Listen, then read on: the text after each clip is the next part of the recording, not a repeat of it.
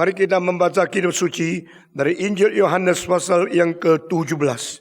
Injil Yohanes pasal yang ke-17, kita membaca dari ayat sampai 3. Sesudah itu saya membaca selanjutnya. Demikianlah kata Yesus. Lalu ia menengadah ke langit dan berkata, Bapa, telah tiba saatnya. Permuliakanlah anakmu supaya anakmu mempermuliakan engkau. Sama seperti engkau telah memberikan kepadanya kuasa atas segala yang hidup. Demikian pula dia akan memberikan hidup yang kekal kepada manusia yang telah engkau berikan kepadanya. Inilah hidup yang kekal itu, yaitu bahwa mereka mengenal engkau satu-satunya Allah yang benar, dan mengenal Yesus Kristus yang telah engkau utus. Ayat 4 dan ayat 5. Mari kita bersama-sama membaca. Aku telah mempermuliakan engkau di bumi dengan jalan menyelesaikan pekerjaan yang engkau berikan kepadaku untuk melakukannya. Oleh sebab itu ya Bapa, permuliakanlah aku padamu sendiri dengan kemuliaan yang kumiliki dan hadiratmu sebelum dunia ini ada. Ayat ke-6 saya sendiri membaca. Aku telah menyatakan namamu kepada semua orang. Engkau berikan kepadaku dari dunia. Mereka itu milikmu dan engkau telah memberikan mereka kepadaku. Dan mereka telah menuruti firman-Mu. Saudara-saudara, mari kita berdoa sekali lagi. Berkatilah ayat-ayat yang sudah kami baca. Dan berilah pengertian yang sesungguhnya kepada kami. Sehingga firman-Mu tertanam di dalam hati kami. Boleh berakar ke bawah, ke dalam hidup kami masing-masing. Dan boleh berbuah ke atas. Untuk menyatakan kemuliaan-Mu dan cahaya Injil surgawi. Untuk dipancarkan ke dalam dunia ini. Kepada setiap orang yang melihat hidup kami. Dalam nama Yesus Kristus, penebus dan juru selamat kami yang hidup. Kami sudah berdoa. Amin. Saya sudah membicarakan 3 ayat. Ini adalah doa seorang yang memberi syafaat mewakili seluruh dunia. Ini adalah doa seorang pengantara yang esa di tengah-tengah Allah dan manusia. Ini adalah doa seorang gembala yang agung yang membawa semua domba kembali kepada Allah Bapa. Ini adalah doa daripada imam besar yang telah menembus kita. This is the prayer of the high priest, the prayer of the great pastor, the prayer of the only mediator between God and man. Kalimat pertama, Yesus berkata, muliakanlah aku supaya anakmu memuliakan engkau. Kalimat kedua, sebagaimana engkau telah memberikan kuasa bagi dia di atas segala hidup. Dan memberikan hidup yang kekal kepada orang yang kau berikan kepada dia. Kalimat ketiga, inilah hidup yang kekal. Yaitu mengenal engkau Allah yang benar dan esa. Dan mengenal Yesus Kristus yang kau kirim. Saudara-saudara, tidak ada satu kalimat yang sia-sia. Tidak ada satu kalimat yang tidak mempunyai arti atau kelebihan. Setiap kalimat utamakan keunikan iman kekristenan. Setiap kalimat mengatakan apa yang menjadi inti keselamatan yang Tuhan berikan kepada umat manusia di dalam diri Yesus Kristus. Setelah kita uraikan 3 ayat ini, sekarang ayat yang keempat, di sini Tuhan berkata, aku telah mempermuliakan engkau di bumi dengan jalan menyelesaikan pekerjaan yang engkau berikan kepadaku. Saudara-saudara, bukankah ini kalimatnya sangat mengharukan kita? How can we glorify our God? Orang bilang saya memuliakan Tuhan karena saya ikut kor, nyanyi dengan suara merdu. Tuhan dipermuliakan. Tetapi yang nyanyi di dalam kor, benarkah mengerjakan pekerjaan Tuhan? Di dalam Nabi Yeskiel Tuhan berkata, aku menemukan ketidakbenaran di dalam hatimu. Saya takut sekali melihat ayat itu. Kalau Tuhan observe Dan Tuhan menyelidiki. Dia menemukan pelayanan-pelayanan yang rutin ditambah dengan sesuatu ketidakbenaran yang hanya ditemukan oleh dia. Mulai meleset pelayanan kita. Aku menemukan ketidakbenaran di dalam hatimu. Dia bicara kepada siapa? Bicara kabar kerubium. Dia bicara sama pelayan-pelayan yang pintar nyanyi di dalam surga. Ordinary people never see. No one knows what happened in your heart. But God said, I observe and find out something unrighteous in you. Bolehkah orang kelihatan memuliakan Tuhan setelah lahiriah? Gampang. Bolehkah orang menyanyi Tuhan kelihatan kor yang hebat? Gampang. Satu kali saya membandingkan seluruh piring hitam yang berjudul Other Christmas Carols. Yang dinyanyikan oleh seorang top penyanyi koloratura yang terbaik di dalam abad ke-20 yang adalah solois daripada opera namanya Joan Sutherland. Tetapi satu lagi juga dinyanyi oleh salah satu penyanyi opera yang terbaik di dalam abad ke-20 juga seorang soprano namanya Leontine Price. Saya tidak tahu kalau engkau bisa menemukan dua piring hitam itu yang sama-sama direkam pada abad 20, kira-kira tahun 60-an. Dari dua orang terkenal. Satu Joan Sutherland, satu lagi Leontine Price. Saya menemukan ada perbedaan. Waktu saya mendengarkan Leontine Price, saya rasa dari sedalam-dalamnya dia sedang memuji Tuhan dengan ikhlas. Dan suaranya telah menutupi teknik, menutupi akan segala keterampilan daripada teknologi nyanyian. Tadi pada waktu saya mendengarkan Joan Sutherland yang saya sangat kagum, I still confess he's the best coloratura in the 20th century opera soprano singers. Tetapi dia sedikit lebih mementingkan tekniknya bukan daripada jiwanya. Saya tidak akan kritik motivasinya, tapi saya menemukan perbedaan sedikit. Saudara sama-sama menyanyi, dinyanyikan sama-sama lagu. Tetapi kalau sesuatu jiwa yang sungguh-sungguh tidak bisa ditutupi, maka itu menjadi sesuatu pengungkapan engkau memuliakan Tuhan. Saudara-saudara, teknik tidak salah. Sama seperti satu academic achievement juga tidak salah. Waktu engkau membicarakan sesuatu firman Tuhan dengan mengutarakan akademis, sama engkau membicarakan sesuatu firman Tuhan di dalamnya penuh kuasa pemberitaan, itu lain sekali. Apakah bedanya dengan khotbah, dengan baca surat kabar? Datang surat kabar, engkau dapatkan berita, engkau dapatkan keakuratan, engkau dapatkan sesuatu berita yang sungguh-sungguh akurat dan itu adalah sesuatu yang dilihat hari itu. Dengarkan firman, engkau mendengarkan sesuatu. Bukan berita. Karena sudah terjadi 2000 tahun yang lalu. Sudah terjadi ratus tahun yang lalu. Kalau engkau baca tentang Yesaya, sudah 2700 tahun. Engkau baca tentang buku 1 Petrus, itu sudah 1900 atau 2000 lebih sedikit tahun yang lalu. Ini semua perbedaannya adalah tidak tergantung waktu. Karena itu mengandung berita kekal. Atau tergantung waktu. Hanya satu berita di dalam zaman saja. Saudara-saudara sekalian. Aku telah memuliakan engkau. Dengan menjalankan tugas yang kau berikan kepadaku. Saudara-saudara. Saya mau tanya. Engkau menjalankan tugas apa? Dan engkau benar memuliakan Tuhan atau tidak. Saya menjalankan tugas menjadi pengkhotbah. Saya kira di dalam zaman saya sangat sedikit orang berkhotbah lebih banyak atau lebih panjang atau lebih ngotot dari saya. Saya juga bukan seorang muda lagi.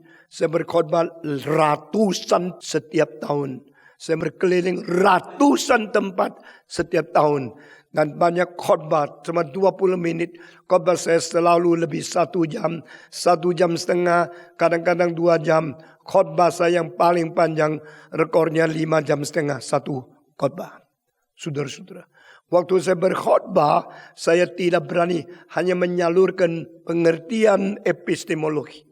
hanya menyalurkan cognitive understanding, academical study. Bukan, saya harus mencurahkan hidupku, menaruh seluruh jiwa yang berapi untuk memberitakan apa yang menjadi kehendak Tuhan kepada pendengarku. Saudara-saudara, dan inilah satu hal yang saya lihat dari kalimat ini. I have done what you want me to do, to accomplish the work you have ordered me to do, to glorify you. Saudara-saudara, memuliakan Tuhan melalui mengerjakan pekerjaan yang dimandatkan. Kita sering mengejarkan hal yang kita rasa interest. Kita bukan mengejarkan hal yang diperintahkan oleh Tuhan. Apa yang Tuhan suruh kita kerjakan, kita tidak tentu tertarik. Karena itu beda sama kemauan kita, beda sama rencana kita. Sehingga kita lebih suka kerjakan sesuatu yang kita rasa enak dikerjakan, yang kita rasa gampang dikerjakan, yang kita rasa lebih mampu kita kerjakan. Sehingga saya sudah menjadi peka, saya sangat takut mendengarkan pemuda-pemudi yang berkata, saya punya beban adalah ini, bukan itu. Pak Tong, saya berbeban melayani di sini, bukan di situ. Pak Tong, beban saya adalah remaja, bukan orang tua. Beban. Saudara tahu artinya beban? Apakah definisi beban? Beban itu berarti satu hal yang berat yang menekan engkau, sehingga engkau harus kerjakan. Itu beban. Saya tidak ada beban. Saya menjadi ragu sekali. Istilah beban dipakai oleh pemuda-pemudi yang mau melayani Tuhan, diidentik dengan my interest. I'm more interested in this, not that. Tetapi istilah I'm interested in this is not spiritual. Itu akan dihina engkau pilih-pilih. Lebih baik mengatakan saya berbeban. Waktu berbeban, kredit kepada Tuhan. Dia yang kasih saya beban. Tetapi kalau engkau berbeban, saya mau lihat perasaan engkau waktu melayani bagaimana. Saudara-saudara, seorang pendeta yang saya sangat hormati, sehingga pada waktu saya umur 22, dia sudah umur 80 lebih. Dan saya memberitahukan rahasia, saat itu saya masih sekolah di teologi. Saben hari saya naik ke tempat yang tinggi di atap. Di situ berdoa untuk kira-kira 20 pendeta yang sudah tua-tua satu persatu. Ada yang sudah hampir meninggal, ada yang dipenjara, ada yang dianiaya oleh komunis, termasuk Andrew G, termasuk orang-orang seperti Wang Mingtao, dan juga orang-orang yang lain, yang Shao Tang, Li, dan pendeta yang lain. Itu yang sangat tua sekali. Saya berdoa bagi mereka. Dan waktu saya baca buku daripada seorang pengkhotbah yang saya doakan setiap hari, yang sudah umur 80 lebih, dia mengatakan kalimat ini, saya paling senang baca laporan orang anak murid-murid saya yang pergi mengabar Injil. Setiap kali laporan datang, saya membaca dengan sukacita ditambah dengan gemetar. Saya rasa heran, suka dengar laporan. Kenapa? Bacanya dengan sukacita dan gemetar. Lalu saya membaca kalimat bawah mengatakan, karena laporan itu selalu mencerminkan pekerjaan Tuhan. Tetapi kadang-kadang tidak bisa mencerminkan motivasi kesuksesan mereka. Seperti lapor ribuan orang datang. Engkau melihat gambaran, engkau bersyukur kepada Tuhan. Tetapi kalau saya waktu melaporkan kebaktian di Pontianak, kebaktian ada di Singkawang, jiwa saya adalah mau merebut kemuliaan Tuhan. Meskipun kelihatan bagus, Tuhan menemukan tidak kebenaran ada di dalam hati saya. Saudara-saudara, ini adalah apa yang kita, kalau tidak hati-hati, meleset sedikit, kita sudah menjadi diperalat oleh iblis. Dia mengatakan, waktu saya melihat laporan, saya bersuka cita. Karena di sini ada catatan pekerjaan Tuhan, bagaimana hasilnya. Tapi di sini saya gemetar.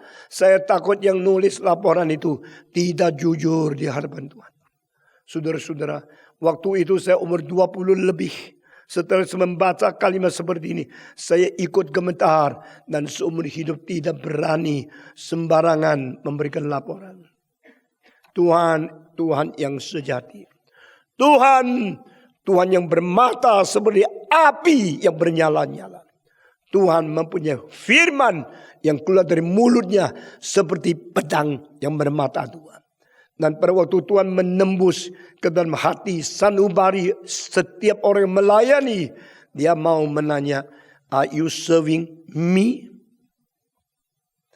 Are you glorifying me? By doing the mandate I ask you to do. Saudara-saudara, pada waktu Yudas menjual Yesus Kristus, dia murid Yesus bukan? Yang dia jual adalah komoditi yang tidak pernah diketahui oleh orang lain. He betrayed and sold his teacher. Menjual Yesus, jadikan gurunya komoditas untuk menjadi uang. Ini inovasi yang paling hebat di dalam sejarah, tidak pernah ada. Kalau ada barang dijual, yang dijual gurunya, kurang ajar enggak. Ini inovasi loh. Ini kreatif loh. Ini pintar luar biasa. Tapi apa yang dia pikirkan bukan nilai Kristus. Yang dia pikirkan nilai untuk masuk kantong. Saat itu dia melayani Tuhan. Sama-sama pergi ke Getsemane. Murid-murid Yesus pergi ke Getsemane mau berdoa dengan Yesus. Akhirnya gagal, tidur di situ. Dia pergi ke Getsemane, tidak tidur, mata besar-besar mau menemukan di mana komoditas yang mau dijual. Jadi hati dia bukan melayani Tuhan. Dia bersama-sama dengan Petrus, Yakobus, dan juga dengan Yohanes. Pergi ke tempat yang sama. Motivasi berlainan. Waktu engkau datang ke gereja, tempat yang sama, kebaktian yang sama, khotbah yang sama yang didengar. Motivasimu itu apa? Waktu engkau menyanyi lagu yang sama, pakaian jubah yang sama, memuji Tuhan yang sama. Motivasimu itu apa? Tuhan tidak lihat luar. Tuhan lihat ke dalam. 200 tahun yang lalu di dalam filosof yang kita golongkan sekarang sebagai Encyclopedic School of Philosophers. Filsafat, filosof daripada aliran ensiklopedia yang di French Revolution ada seorang mengatakan, I believe many sins are hidden behind the robe of the pastors. Banyak dosa yang tersimpan, tersembunyi di belakang jubah pendeta-pendeta. Saya kalau membaca kalimat-kalimat seperti ini, saya menjadi takut dan saya menjadi gemetar, saya menjadi digugah di dalam hati. Saudara-saudara, kita boleh menipu orang lain, tapi kita tidak bisa menipu Tuhan. Pada waktu Yesus mengatakan ini, I am glorifying you by doing the work you have given me to do. Aku mengerjakan yang kau suruh aku kerjakan. Dan di dalam hal ini, aku memuliakan engkau. Are you doing the will of God? Are you accomplishing the work mandate to you? Apakah engkau sedang mengerjakan pekerjaan Tuhan? Apakah engkau sedang menggenapi utusan dan semua yang Tuhan mandatkan di dalam hal ini memuliakan Tuhan? Saudara-saudara, saya sangat terkesan dengan kalimat ini. Dan saya mengatakan kepada diriku sendiri, jikalau umpama hari ini saya mati, lalu saya harus bertatap muka dengan Tuhan, beranikah saya mengatakan kalimat yang sama kepada Tuhanku? Oh Tuhan, di atas bumi aku sudah menggenapi pekerjaan yang kau perintahkan kepadaku. Berani? Berani engkau katakan kalimat ini. Jikalau hari ini engkau harus berjumpa dengan Tuhan. Salah seorang murid duduk di pinggir saya di SMA. Akhirnya setelah dia lulus, saya lulus. Tidak lama kemudian dia menikah. Saya menikah lebih lambat 8 tahun daripada dia. Sudah menikah 2 tahun. Mendadak kabar datang. Dia meninggal dunia. Karena malam itu mabuk-mabuk dengan istrinya di tempat minuman keras. Pulang bawa mobil dan dia tertabrak di tengah-tengah jalan yang tenang sekali. Dia tabrak karena mabuk. Lalu stangnya masuk ke dalam paru-parunya. Karena terlalu cepat mendadak rem setir dari Volkswagen Beetle itu mancap ke dalam paru-paru. Langsung mati di situ. Saya menjadi kaget. Ini murid yang duduk sebelahku.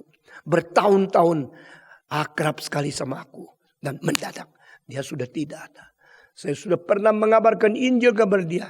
Tetapi seolah-olah tidak pernah diserius mau mendengar. Dan saat itu saya membayangkan dia mati. Dia bertemu dengan Tuhan. Dan apa yang harus dia katakan kepada Tuhan. Saya memikirkan kalau yang mati bukan dia. Kalau adalah saya bagaimana menghadap Tuhan. Hidup di dunia hanya berapa puluh tahun saja. Entah engkau pendeta, engkau jenderal, engkau presiden, engkau pengemis. Kita harus satu hari hidup menghadap Tuhan kita di surga. Bolehkah engkau berkata, Tuhan, di dalam bumi ini aku sudah memuliakan namamu. Di dalam tugas berapa puluh tahun aku sudah menjalankan kehendak-Mu. Jangan main-main. Setiap kali saya berkhotbah, saya menggugah dan saya memberikan pencerahan, membawa engkau kembali untuk menjadi manusia yang bertanggung jawab, manusia yang hadap Tuhan Allah. I already glorify you, my Father. Aku telah memuliakan engkau pada saat saya di dunia ini. Pada saat saya hidup di bumi ini, saya memuliakan namamu. Saudara-saudara sekalian, ini sekali lagi mengingatkan kepada kita, orang reform. What is the greatest purpose of human living on this earth? To glorify God and to enjoy Him forever. Yang kau masih ingat kalimat ini? Kita hidup demi memuliakan Tuhan. Dan kita hidup sekaligus menikmati Dia untuk selama-lamanya. To glorify God is from us. To enjoy Him is from Him. Tuhan dipermuliakan oleh kita. Dan Tuhan memberikan kenikmatan selamanya bagi kita. Orang yang hidup memuliakan Tuhan, dia adalah orang yang juga diberikan imbalan boleh menikmati Tuhan. Kalau saudara tanya, melayani Tuhan seperti Stephen Tong itu sebenarnya senang atau susah? Melayani seperti itu capek atau tidak? Kadang-kadang saya capeknya sampai tidak bisa utarakan dengan bahasa. Kemarin Michael Horton interview dengan saya. Suara saya adalah seperti ini. Karena tidak ada suara sama sekali. Maka TV masuk dalam suara itu. Bagaimana dikeraskan saya bisa dengar apa yang saya artikan. Tidak tahu. Pada malam jam 11 orang mengatakan kita harus menyiapkan khotbah untuk mengganti engkau besok pagi atau tidak. Saya geleng kepala. Tidak. Doa minta suara kembali kepada aku. Saudara-saudara. Dan saya begitu tidur seperti orang mati. Pada pagi bangun saya dapat sesuatu keyakinan suara saya kembali. Tapi kalau engkau mendengarkan rekaman di Singkawang, engkau mengetahui saat itu saya susah sekali. Mau naik berdiri terus, tidak ada kekuatan. Mau turun, tidak ada keberanian. Saya mana berani turun. 7.000 orang pukul saya 1 kali 1. Saya sudah penyok, saudara-saudara. Semua sudah tunggu 30 tahun. Mau dengar khotbah saya. Lalu saya datang tidak berkhotbah. Saya menjadi orang berdosa macam apa? Saya bagaimana bisa mengatakan satu kalimat maaf ya terus turun? Tidak bisa. Saya punya kewajiban adalah mengisi kebutuhan mereka yang sudah menanti 30 tahun. 7.444 orang pasang telinga melotot melihat saya. Tapi saya mengetahui saya tidak bisa. Saya tidak ada kekuatan. Saya berkata, hari ini saya tidak bersuara. Tapi saya sukacita berjumpa dengan Anda. Langsung tepuk tangan luar biasa. Menyambut dengan sungguh-sungguh. Maka seperti berkata-kata, meskipun engkau tidak bersuara, tidak apa-apa. Kami sudah siap menerima. Hal itu saya ingin menangis. Karena saya ingat tahun 73 bulan Agustus saya berada di Philadelphia. Yaitu persis 40 tahun yang lalu. Tahun 73 saya berada di kota Philadelphia. Waktu saya sakit, saya datang naik mimbar. Mereka bukan saja tidak mau mengerti. Mereka mengatakan, kamu tubuhnya sudah begitu lemah, baru datang ke kota ini. Kenapa tidak baik-baik mengasuh, lalu fit dengan tubuh yang baik, baru datang ke kota ini. Engkau menghina kota kita dengan tubuh yang lemah, baru datang ke sini. Saya sangat tidak mengerti reaksi setiap kota berbeda. Mereka maunya saya tidak boleh kerja 2 minggu sampai sehat sekali. Suara-suara merdu lalu datang ke kota mereka. Padahal yang ikut kebaktian cuma 300. Tapi saya bersyukur waktu itu saya kira tidak bisa terima dengan baik. 7.000 lebih orang. Mereka tepuk tangan dan seolah berkata, meskipun tubuh begitu lemah, suara sudah habis. Asal engkau mau berdiri saja di sini, mau bicara, kami sudah puas. Saya berdoa, Tuhan, berapa menit saya bisa berdiri di sini. Saya sama sekali tidak kuat. Tapi Tuhan memberikan kemauan paksa diri. Berkata-kata setiap kalimat seperti paru-paru mau pecah. Dan saya tetap berdiri 50 menit. Saudara-saudara.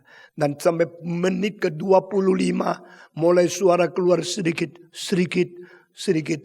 Akhirnya bisa diakhiri dengan volume yang lebih keras untuk memuncakkan seluruh kebaktian. Saya bersyukur kepada Tuhan yang memimpin seumur hidup. Kalau engkau tanya Stephen Tong, engkau melayani seperti ini, apakah perasaan hatimu? Saya hanya mengatakan 2 macam yang kompleks campuran menjadi satu. Pertama, capek luar biasa. Dan kedua, sukacita tidak habis-habis. I rejoice in my tiredness. Di dalam kecapean, di dalam keletihan, saya menikmati sukacita.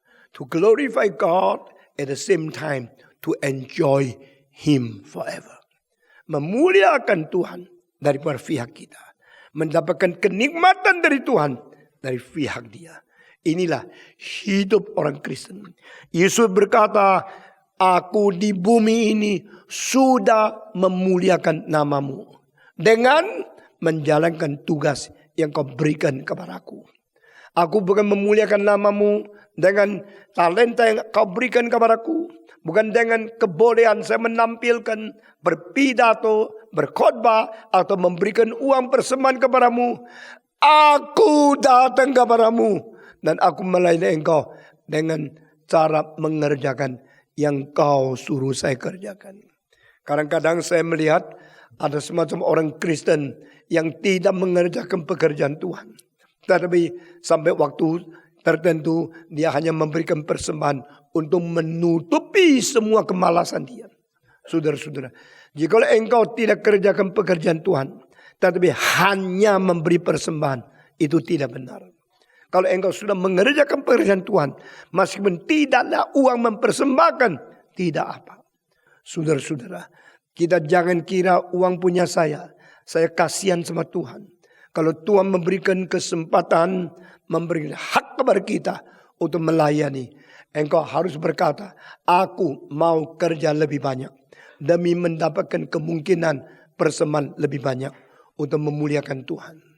Richard Pratt mengatakan, Jesus holds nothing for he himself when he was in this world. Everything for God. Tidak yang dipertahankan Yesus Kristus untuk dia sendiri di dalam dunia.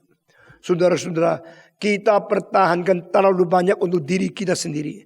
Hanya kita lepaskan sedikit demi mengasihani gereja. Mengasihani pekerjaan Tuhan. Tuhan bukan pengemis. Tuhan tidak pernah minta sama kita. Segala sesuatu yang berada daripada kita, itu berasal daripada Tuhan.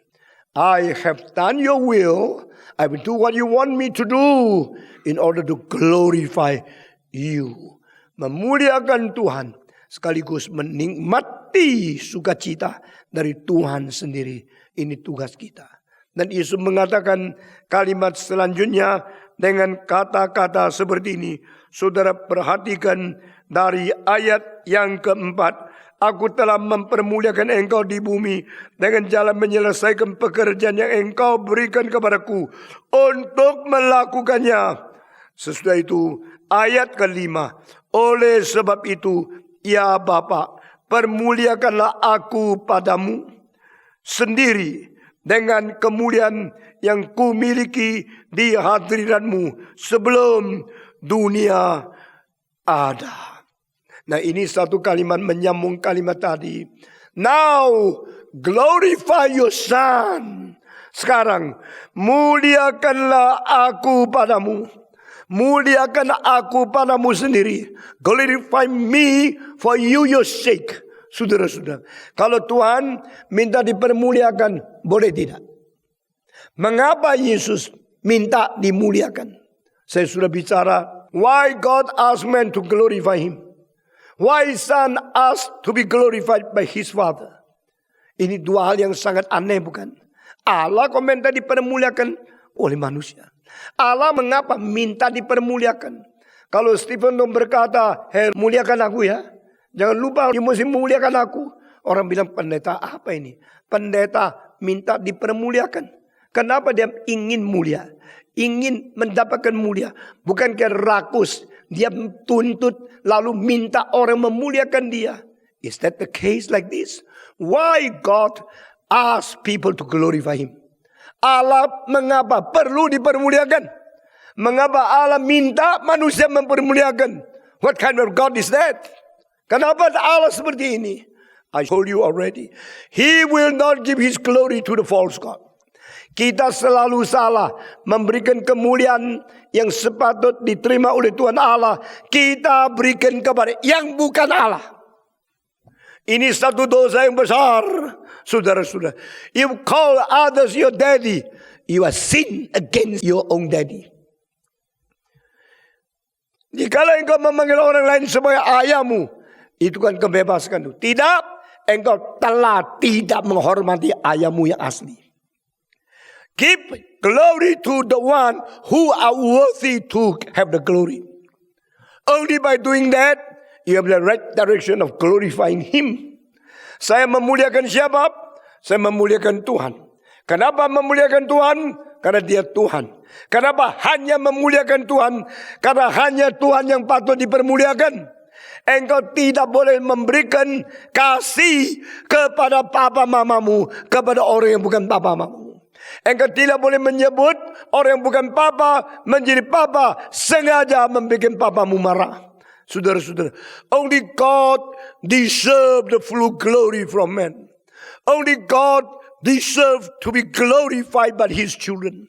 So, if we do not glorify our God, our mind becomes futile and our heart becomes darkness. Saudara-saudara, inilah yang diajarkan di Roma pasal 1. Dengan jelas hati kita menjadi bodoh, pikiran kita sudah menjadi bodoh, hati kita menjadi gelap karena kita tidak memuliakan dia yang sepatutnya dipermuliakan. Kita tidak menjadikan dia Allah dan kita tidak memberikan syukur, terima kasih kepada dia yang patut menerima syukur. Oh saudara-saudara sekalian, kitab suci begitu jelas. Allah Bapa minta kita mempermuliakan dia. Bukan karena dia rakus kemuliaan. Dia kepingin dipermuliakan. Karena dia patut dipermuliakan. Akhirnya di dalam kitab Wahyu, glory be to God. Worthy is the Lamb. Waktu worthy is the Lamb, ini berarti only him is worthy to have honor, glory, richness, wisdom, power, authority, and everything only belongs to him. Saudara-saudara, demikian kalimat kedua, kenapa Yesus minta dipermuliakan? Bukankah Yesus Kristus melayani Tuhan sudah cukup? Mau dipermuliakan, kepingin dipermuliakan. Di sini berkali-kali, Father, glorify your Son for your own glory. Glorify your Son for you yourself. Muliakanlah anakmu bagimu sendiri. Kenapa muliakan? Karena Christ have been unsuitably put into shame when he was in the world. Yesus Kristus telah dijadikan, dipermalukan secara tidak seharusnya terjadi hal ini. Yesus yang mulia dipaku, ditelanjangi di atas gantung kayu salib, dipermalukan seperti ini. He is the man of sorrow, a son of grief, which he shouldn't be done like that. Yesus tidak seharusnya dihina seperti itu. Yesus tidak seharusnya dibuang seperti itu. Yesus tidak seharusnya dipermalukan seperti itu. Maka dia berhak mengatakan, please Father, glorify me. Glorify your Son, so that he can glorify you. Di sini ayat kelima dia mengatakan satu kalimat yang hanya muncul satu kali dalam seluruh kitab suci. Glorify me with the glory before the foundation of the world. Muliakanlah aku dengan kemuliaan yang ada sebelum dunia. Apa artinya? Semua tidak ngerti. Saya bukan begini. You lihat saya begini. You lihat saya daging begini. Kulit begini. Rupa begini. Lihat ini saya. Saya yang asli bukan begini. Saya yang asli adalah anak Allah di dalam pangkuan ilahi sebelum dunia diciptakan, yang disembah sujud oleh semua malaikat. Aku adalah the glorious Son of God, the eternal Son of God. Saya adalah kemuliaan sebelum dunia diciptakan, sama rata seperti Allah. I am with my Father in the most glorious status in heaven forever and ever. And now you see me like this. Saudara kira saya memang begini? Saudara-saudara, sama seperti seorang kaisar yang masuk ke kampung pakai baju petani, lalu dihina sama orang lain. Oh, petani miskin. Lalu dia mengatakan, lu lihat gini ya, lu kira baju gua gini ya?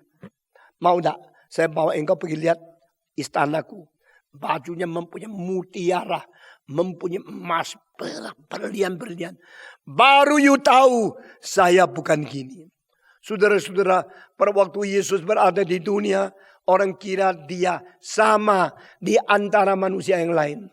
Bahkan lebih rendah dari orang biasa. Orang lain Farisi, mempunyai kedudukan agama, mempunyai kemuliaan politik. Herodes, Pilatus, Kayafas, Anas, dan semua pembesar pada zaman dia meremehkan dia.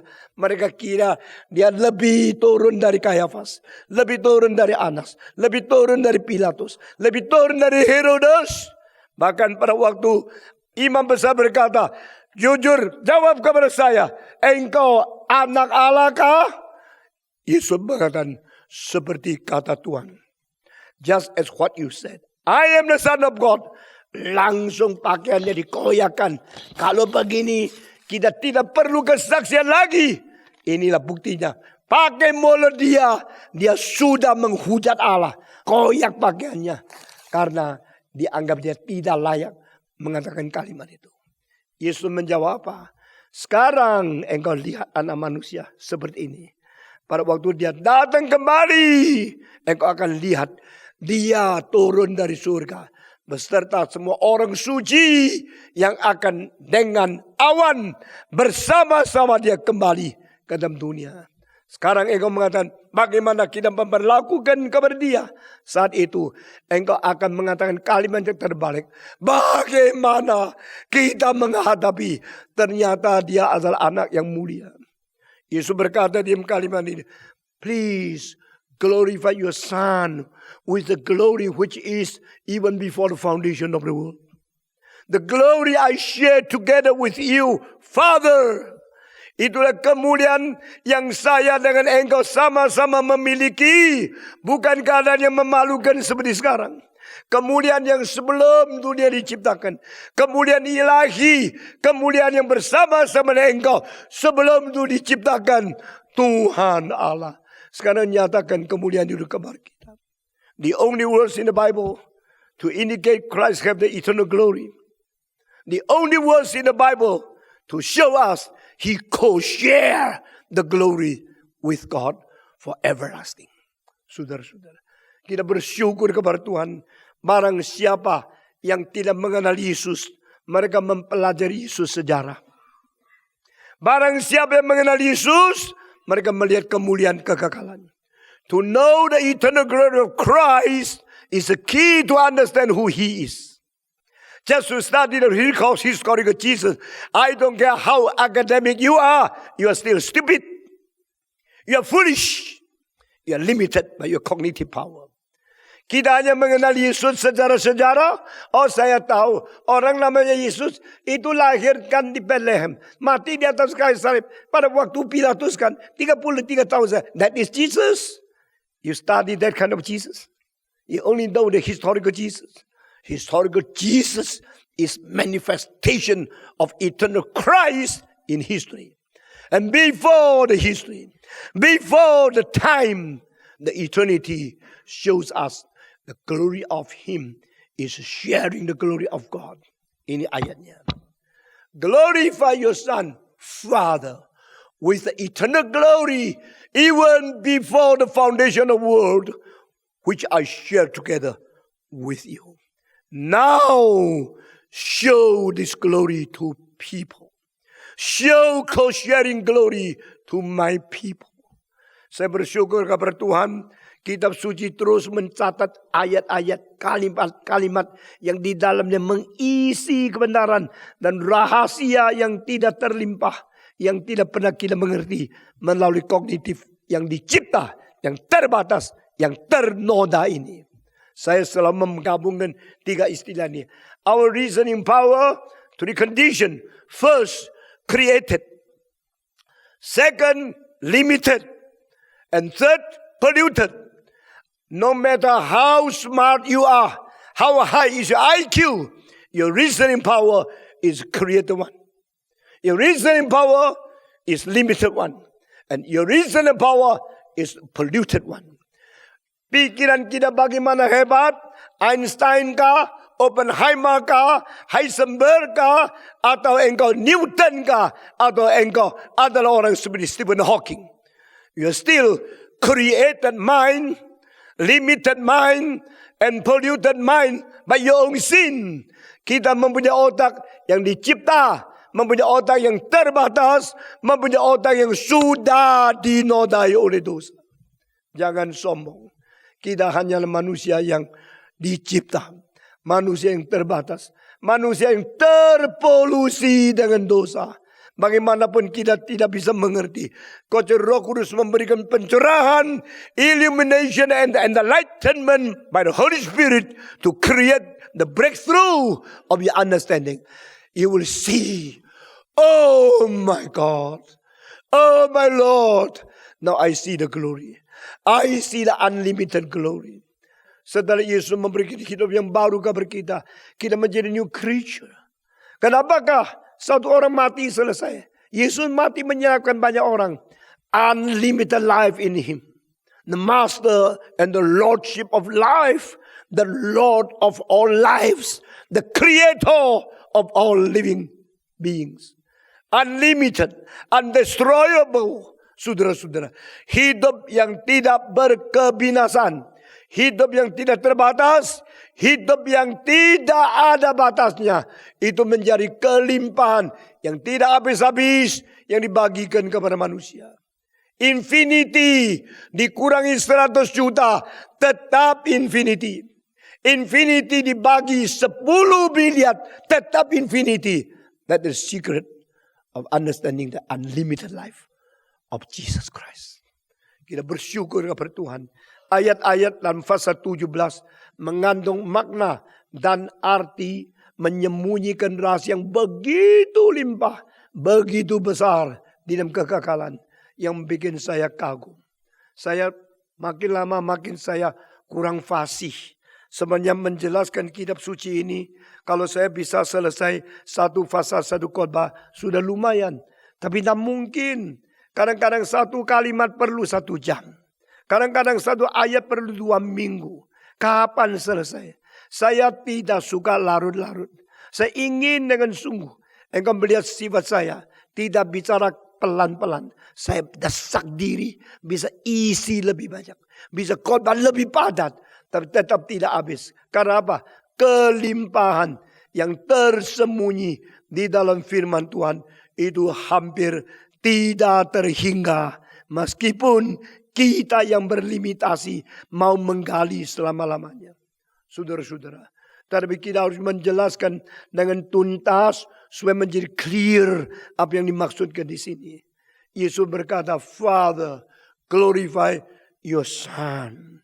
Glorify your Son with the eternal glory even before the foundation of the world. Muliakan anakmu dengan kemuliaan bahkan sebelum dunia diciptakan. Berarti that is from the time of old. I am not glorified here, but my glory is from even before the foundation and the creation of everything. Before the foundation of the world, the glory was there. Aku sudah mempunyai kemuliaan. Kemuliaan sebelum dunia diciptakan. Kemuliaan apa? Kemuliaan transcends time. Kemuliaan transcends space. Kemuliaan transcends all limitation. Kemuliaan owned by God Himself. The unlimited, undestroyable life of God before the foundation of the world. So abundant, so eternal, so glorious. That kind of glory is mine. And at that time, I co-share the glory with the Father. Who can say this? Who is qualified to say this? I co-share my glory with my Father. When you realize and you dig out and you discover the difference and the supremacy of Christ, you should claim it to human being. Yesus berkata, show my glory. Show forth my glory to my people. Let them know I co-share the eternal glory with you even before the foundation of the world. Nyatakanlah kemuliaan yang aku bersama-sama dengan engkau sama-sama memiliki sebelum dunia diciptakan.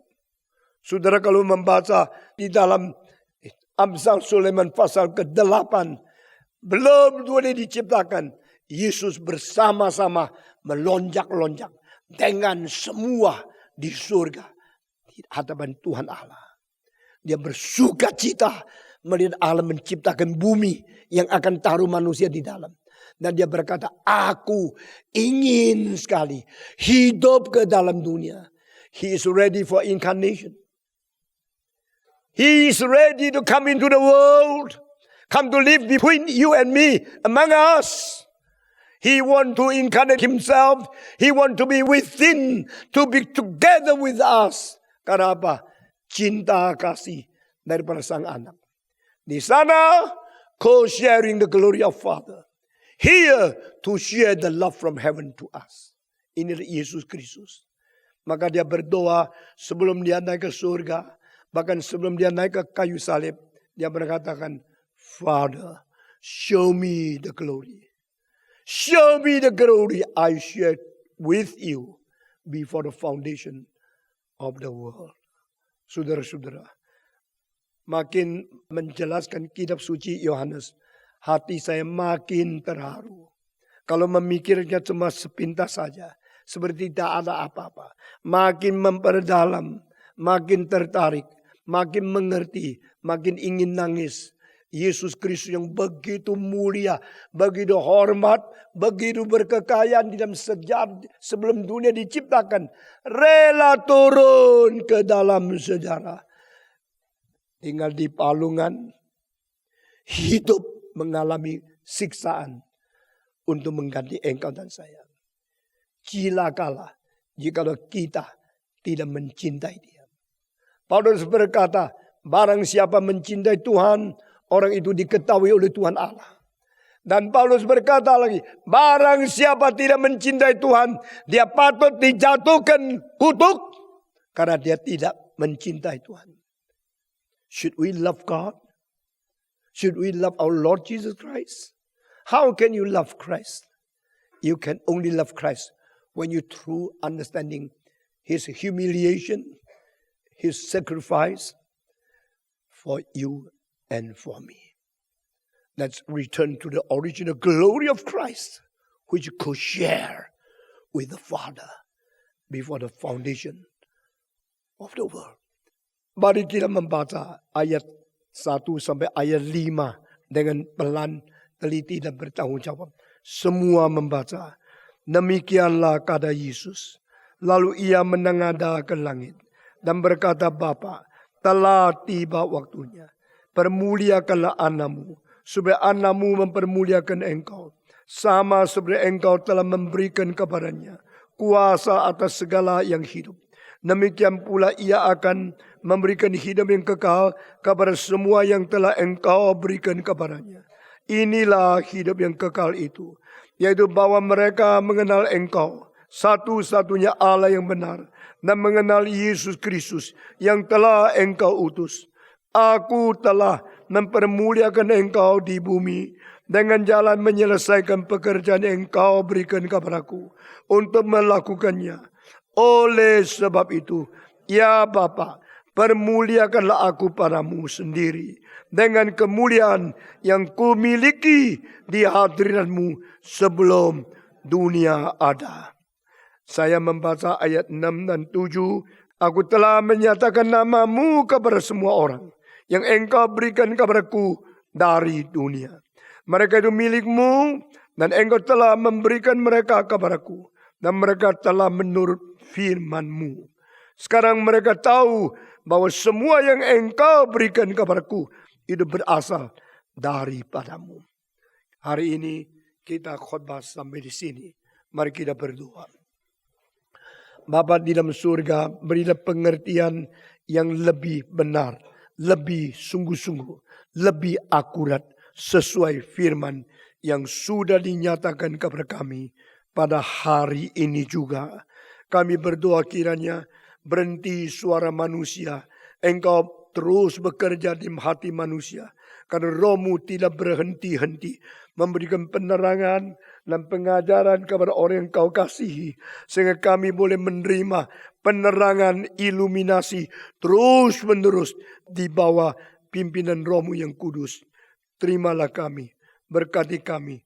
Dalam nama Yesus Kristus, penebus dan juru selamat kami yang hidup, kami sudah berdoa.